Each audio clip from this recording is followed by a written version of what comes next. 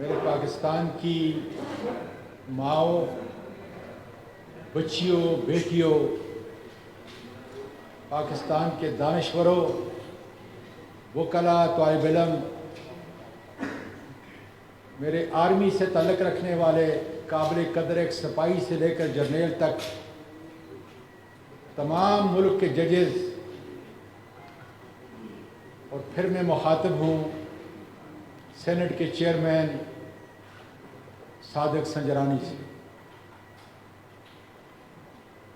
मेरे दोस्तों, वाक़या कुछ इस तरह है कि मैंने चंद दिन पहले एक प्रेस कॉन्फ्रेंस की और जिसमें बड़ी वजाहत के साथ अल्लाह के फजल से ये कहा कि मुझको इसलिए कोई दबा नहीं सकता कि अल्लाह के फजल से मैंने करप्शन नहीं की। मैंने इस मुल्क की कोई चीज़ ली नहीं, इस मुल्क को दिया है और उसकी सारी तफसील सुप्रीम कोर्ट ऑफ पाकिस्तान के मीडिया टॉक के अंदर जो है आपने वो सुनी।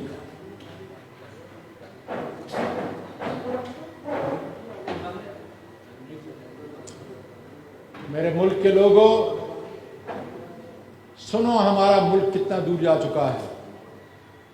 मैंने ये भी कहा कि मेरी कोई वीडियो गैर अखलाकी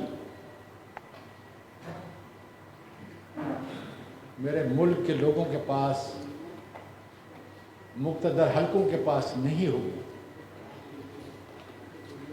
मैं गलत था, मैं सरासर गलत था। सुन लो क्या हुआ है।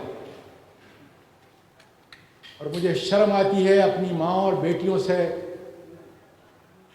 जो अपने घरों में इज्जत के रिश्ते से मेरी इस बात को सुनती होंगी। वाक़या ये है कि 20 अगस्त कुछ लोग मेरे पीछे लगे हुए थे। 20 अगस्त को, बल्कि मैं यहाँ से शुरू करता हूँ कि आज रात को क्या हुआ और क्यों मैं ये प्रेस रिलीज़ पूरे पाकिस्तान और बैरून मुल्क पाकिस्तानियों को बता रहा हूँ। 9 बजे के करीब आज रात मैं यहाँ था। मेरी बीवी इस्लामाबाद में, उसने मुझे कॉल किया। उसकी चीखो पकार, हिचकियाँ बंद नहीं होती थी। मैंने बड़ा जब्त किया कि शायद मेरी उन पोतियों को किसी ने कत्ल कर दिया है और मैं यहाँ लाहौर में हूँ। मैं बार बार जोर जोर से कहता, क्या बात है, क्या बात है, बोलो।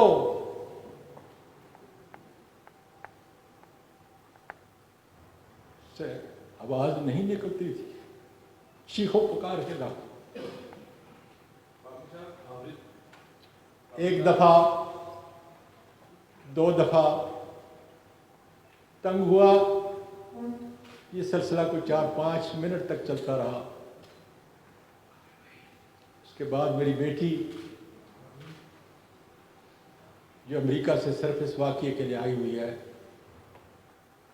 मैंने उसको कॉल किया। मैंने कहा, बेटा तुम्हारी 2 जवान बेटियां हैं, न मुझसे और न तुम्हारी माँ से तुम्हारी कोई चीज़ छुपी हुई है। हमने तो तुम्हें इस तरह अपने हाथों में नहलाया और बड़ा किया है। मेरी सबसे अजीज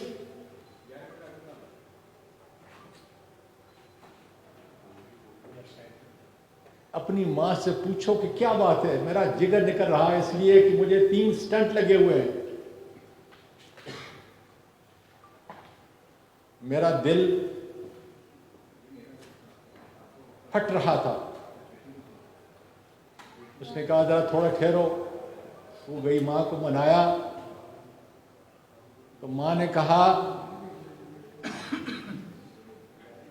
कि इनके पास मुझे किसी ने बगैर नंबर के एक वीडियो भेजी है, क्योंकि मेरे मुल्क की बच्चियां जो हैं, मेरे मुल्क की पोतियां जो हैं वो सुन रही हैं, और उस वीडियो में तुम हो। आगे मैं नहीं कह सकता। तो मैंने अपनी बेटी को कहा कि तुम्हारी माँ नहीं समझती कि मैं 9 बजे सोने वाला हूँ और 3:30 बजे तहज्जुद के लिए उठने वाला हूँ।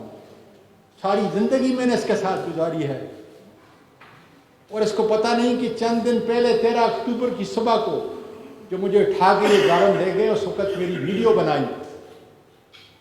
और आजकल वीडियो को कन्वर्ट करना, जेली वीडियो बनाना कोई मुश्किल काम ना। फिर सिसकियों में बोलती रही कि डैडी ये किसी और की नहीं है,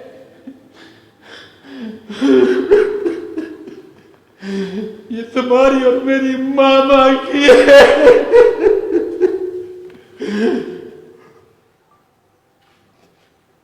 देखा बेटा ये कैसे मुमकिन है।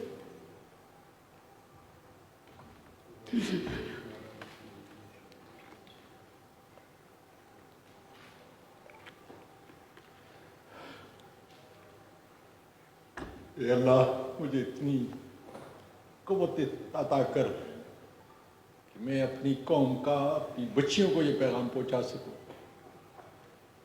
उसने कहा कि जब आप बेटा ये छोड़ दें, इससे डिस्टर्ब होता है क्यों।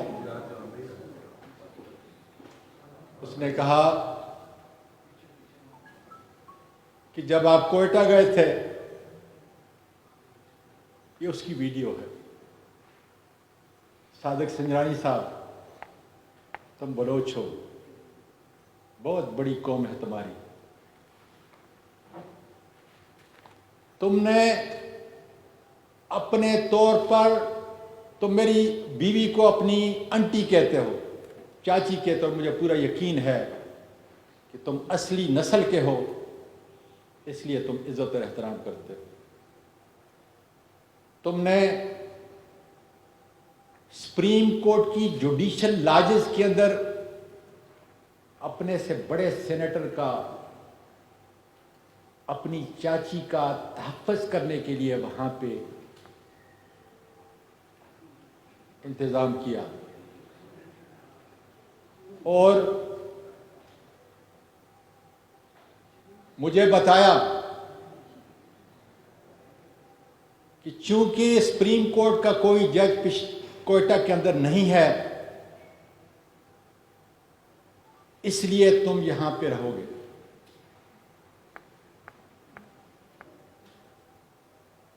मेरी बीवी जो एक महफूज जगह पे मुल्क छोड़ के चली चुकी है, मेरी आखिरत समाया था। मेरी पोतियां जिनको मैंने अमेरिका में पैदा हुई यहां पे लेके आया, ट्रोमा और स्कार लेके मेरे इस मुल्क से, मेरे मुल्क के वासियों सुनो, आज अपने दादा के इस मुल्क से जो कायद आज़म ने बनाया था, उनको मजबूर किया गया, जिस तरह बहुत सारे लोगों औरों को, कि वो मुल्क छोड़ के चली जाए, और उन्होंने अपने दादा को यही छोड़ दिया। मेरे मुल्क के लोगों, जिस शख्स ने हराम नहीं खाया, मिलियनों मिलियन डॉलर मैंने अपने इस मुल्क के अंदर आए गरीबों, मस्कीनों, बेवाओं और यतीमों का आसरा रहा। वकालत में आला की, पार्लियामेंट में 17-18 साल से गुजारे। करदार पे खुदा गवाह है, सुबह तक कोई जो मेरे इर्द गिर्द रहते हैं सारे जानते हैं कि मेरी जिंदगी का और मेरी वाइफ की जिंदगी का मामूल कि 9 बजे हम सोते हैं, 3:30 बजे उठते हैं, सारी जिंदगी। मैं तो अपने परवरदिगार से सवाल कर रहा हूं, या परवरदिगार, ये मुल्क पाकिस्तान है,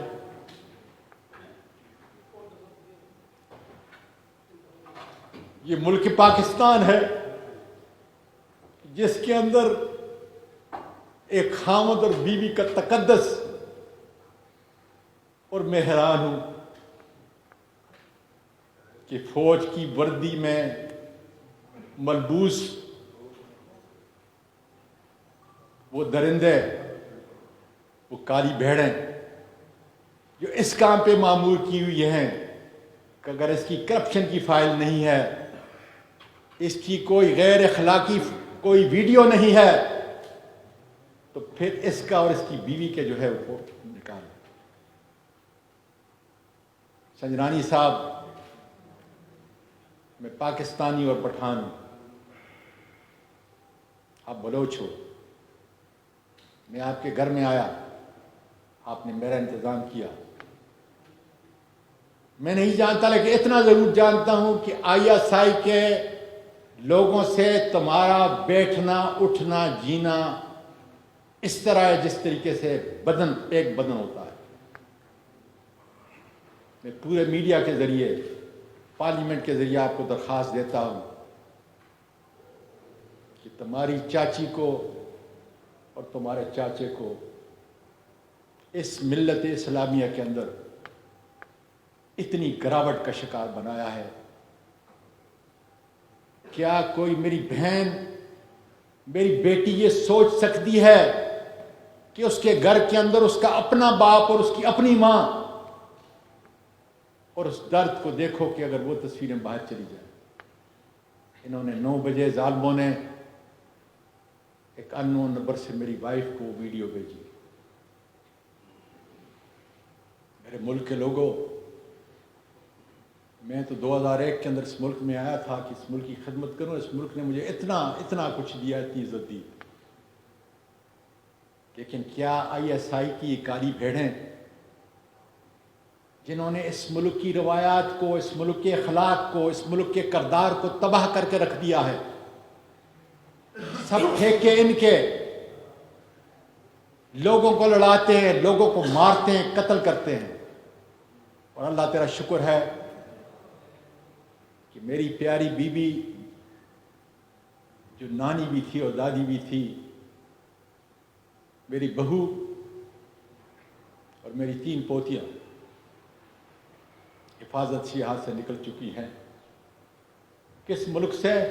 ये अफ्रीका नहीं है, ये ला इलाहा इल्लल्लाह मुहम्मद रसूलुल्लाह के मुताबिक बना। बाजवा साहब, मेरे ख़ानदान के कितने लोग सिपाही से लेकर लेफ्टिनेंट जनरल तक इस मुल्क की खिदमत की, और तुम्हारा और मेरा रिश्ता कितना करीब है। जब भी हमारी हुकूमत के हमारी कभी मुलाकात हुई, आपने हमेशा स्वाति साहब के नाम से याद किया मुझे। मैं नाम नहीं लेता इस मीडिया के ऊपर, लेकिन आप जानते हो कि आपका एक बहुत बड़ा करीबी मेरे पूरे खानदान का उससे कितना करीबी तल्लुक है। 25-30 साल से मेरे कितने खानदान के लोग आपके उस बड़े के करीबी दोस्त हैं। मैं खुद उसका दोस्त हूं, और मैंने तो सिर्फ चंद दिन पहले ये कहा था कि बाजवा साहब, अयाज नाम का असिस्टेंट डायरेक्टर है, लोगों की बातें न सुने, फहीम और फैसल की बातों को न सुने। इसलिए खुदा जाने कि इन काली भेड़ों का एजेंडा क्या है। मेरा एजेंडा तो मेरे मुल्क के सिपाही से लेकर जर्नेल तक उसकी इज्जत करना है। अमेरिका के अंदर जो है, जब हमारे सारे वहां पे आप लोग ट्रेनिंग पे अफसर जाया करते थे, मैं उनकी खिदमत करता था, सारी दुनिया जानती है। और पीस फोर्स के अंदर आपने तो पूरी दुनिया में अपना नाम पैदा किया। मेरा सिपाही, मेरे मुल्क का मुहाफ़िज़ हर रोज सरहदों पे गिरता है, और उसके लिए हम इन्ना लिल्लाहि व इन्ना इलैहि राजिऊन पढ़ते। मेरी तो ट्वीट देखो, जब कोई शहीद होता है तो मैं क्या कहता हूं।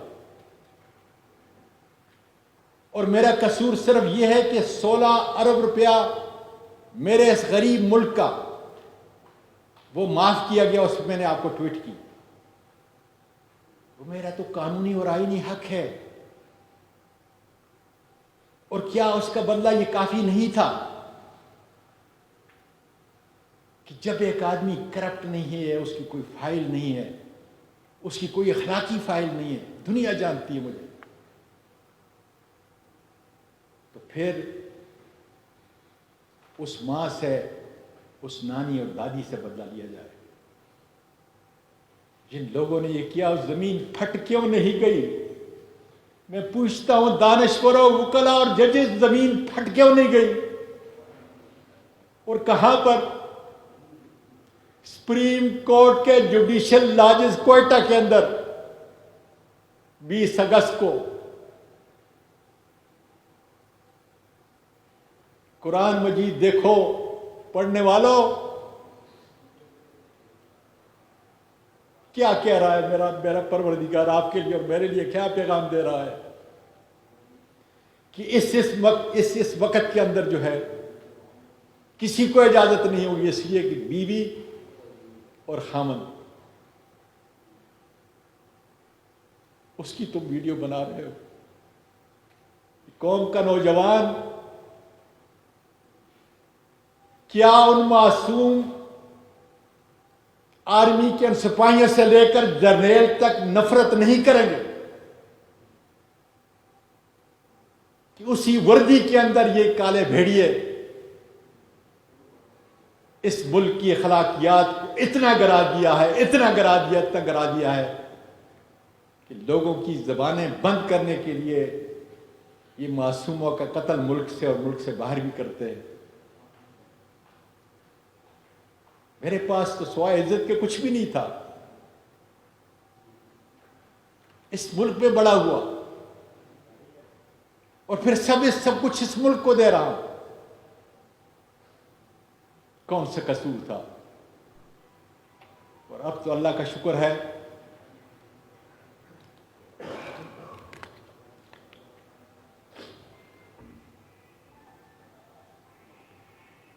किस तरह मेरी बीवी गई होगी, जिसके साथ 16 साल की उम्र में मैंने शादी की, अपनी पसंद की शादी की, जिसने मेरे पोतों को, नवासों को नहीं बल्कि पूरी फैमिली को, यतीमों और मस्कीनों के लिए, और 1 महीने में 10 दिन वो रोजे रखती है। उसकी इज्जत को मुल्क के जजेस इतना आसान है, इतना सस्ता सौदा किया निजामों ने। ए मेरे मुल्क के मीडिया के लोगों, कब तक तुम्हारी जबानों के ऊपर जो है ताले लगेंगे? कब तुम्हारी जबान खुलेगी अपने इस मुल्क के लिए? क्या हो रहा है नीचे? बाजवा साहब, क्या आज भी आप नहीं पूछ सकते कि इस मुल्क की एक बेटी, मां, जो दादी भी है और नानी भी, उसको मुल्क छोड़ने पे क्यों मजबूर किया गया? क्या कसूर था उसका? मेरा कसूर सही कि मैंने ट्वीट किया, क्या कसूर था मेरी बहू का जो आपकी बहू है? क्या कसूर था मेरी पोतियों का जो मेरे मुल्क की और आपकी पोतियां हैं? बाजवा साहब, इस मुल्क के कौम को बताओ कि इस मुल्क को किस जिगर के ऊपर जो है हम लेके चल रहे हैं, और वो कौन लोग इस पे तुले हुए हैं कि पाकिस्तान का बच्चा बच्चा आर्मी की वर्दी से नफरत करे। और मेरे मुल्क के लोगों, जिस वक्त ये नफरत पैदा होगी तो अंदरूने मुल्क और बैरूने मुल्क वो लोग जो इस मेरे मुल्क को खत्म करना चाहते हैं, इसलिए हमारे मुल्क का सबसे बड़ा दफा जो है हमारी फौज है। और फौज तब ताकतवर है कि उसके साथ अवाम खड़े हों। बाजवा साहब, यही बात तुमने की, वही बात मैं कर रहा हूं। और जब अवाम गिरेंगे, नफरत पैदा होगी, तो मेरे और आपके दुश्मन का सीना ठंडा होगा। और यही वो चाहते हैं कि मुल्क शाम बने, लबनान बने, इराक बने, लीबिया बने।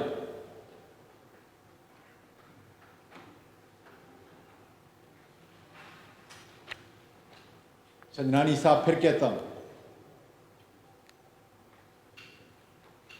मैं तुम्हारे घर के अंदर था, मुझे मालूम नहीं था कि सुप्रीम कोर्ट के उस लाजिज के अंदर भी ये काले भेड़िए बाहर की नहीं, मियां और बीवी के साथ जो है इतना गिरावट, इतना गैर अखलाकी काम। और क्या मेरे मुल्क की सारी बच्चियां और माएं आपसे नहीं पूछेंगी कि ये क्या हुआ है? क्या मेरे मुल्क का मुअर्रिख जो है ये नहीं पूछेगा कि इन बच्चियों को, इन माओं को क्यों मजबूर किया गया कि मुल्क को छोड़े, अपने मुल्क को छोड़े? मैं अपने वकीलों से कहता हूं, कहां है तुम्हारा बार और बेंच का निजाम? कब इंसाफ के तराजू के नीचे खड़े होकर तुम सच की आवाज बोलोगे कि मैं तो आखिर वकील भी तो हूं और मैं पार्लियामेंटेरियन से, कब तुम्हारी तालों की जबानें खुलेगी? अक्रॉस द बोर्ड कब ये तुम बोलोगे? इससे बढ़कर कोई और जुल्म पाकिस्तान की तारीख के अंदर इतना गिरा हुआ जो है वो नहीं हो सकता।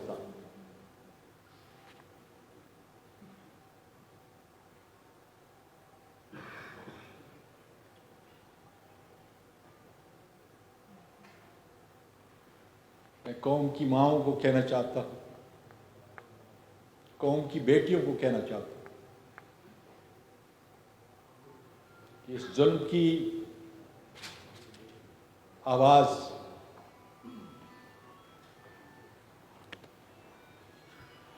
अब नहीं बंद कर सकते। अब एक काम कर सकते हैं, इंशाअल्लाह ताला मेरा ये अज़म, हकीकी आज़ादी का अज़म, ये बढ़ता रहेगा। मेरे मीडिया के लोगों, तुम्हारी आवाज़ पूरी दुनिया में पहुंचती है। अब इनके पास एक ही हरबा रह गया है, वो मुझे कत्ल करेंगे। मैं बता देता हूं कि मेरा कातिल राना सनाउल्लाह होगा,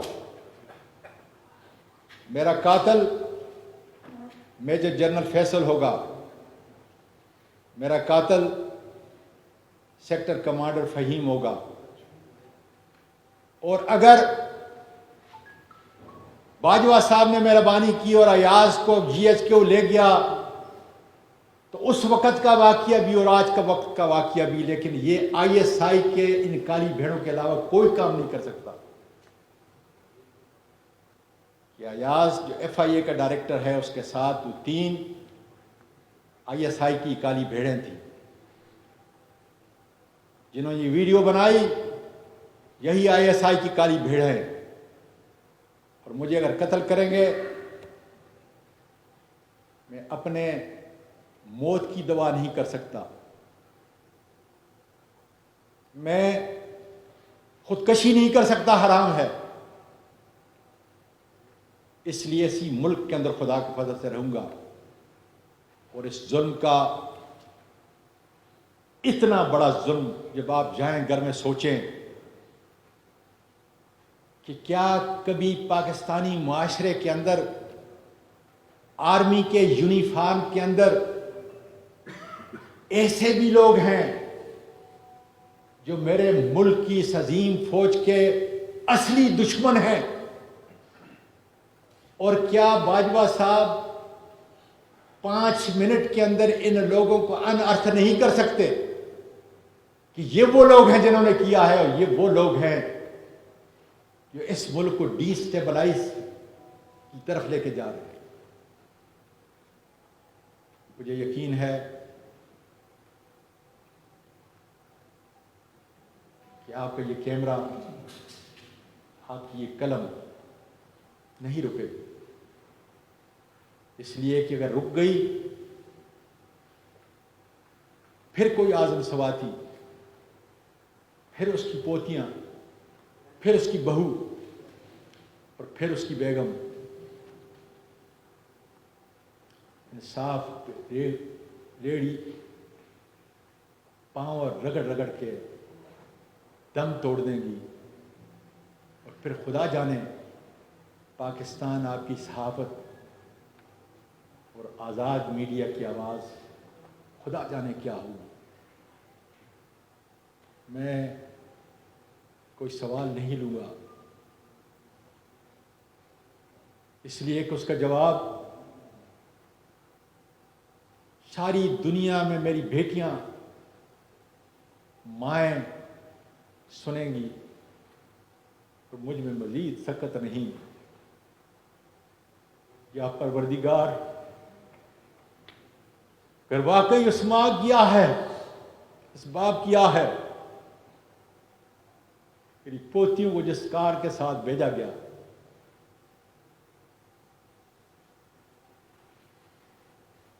तो फिर मेरे परवरदिगार जुल्म पे अपनी बिजली गिरा, और मेरे मुल्क के लोगों उठो। अगर इसी तरीके से हमने बुज़दिली का सबूत दिया, इसी तरीके से हमारी वीडियो बनती रही और हम ज़मीर के सौदे करते रहे, उनके सामने झुकते रहे,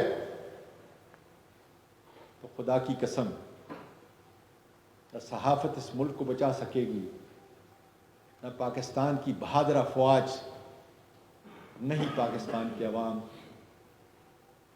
पाकिस्तान पाइंदाबाद।